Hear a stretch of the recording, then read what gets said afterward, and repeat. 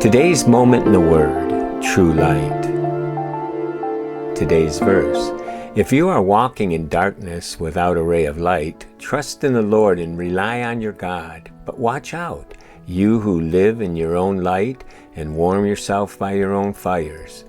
This is the reward you will receive from me. You will soon fall down in great torment. You know, when we're in the dark, we tend to think that any light will do. That's not true. I started one night on a 4-hour hike into a deep forest along a mountain trail. I had no choice. I had to go, but to my dismay, I only had a flashlight with poor batteries.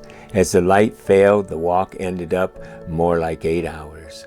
You can't tell me that the kind of light you have doesn't make a difference. It was the most challenging trek of my life because the light I had was no good.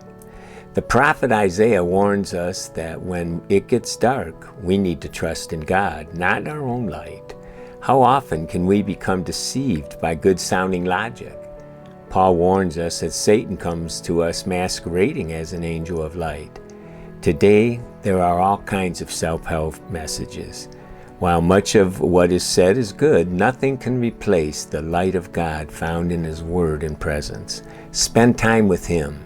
Nothing else will light up your path like the light of Jesus. Today's prayer. Jesus, you said that you are the light of the world. Please come today and direct my path. Please show me the way. Keep me from falling prey to a deceiving light and darkness. I commit myself and my journey to you. Amen. Thanks for joining me today with Moment in the Word. We'll be here Monday through Friday, and I look forward to sharing with you. You know, you can share this with others. You can go ahead and subscribe, like, and hit the notification bell so you won't miss any of the devotions. As well, we have other materials that you can find on ronovitt.com. That's ronovitt.com.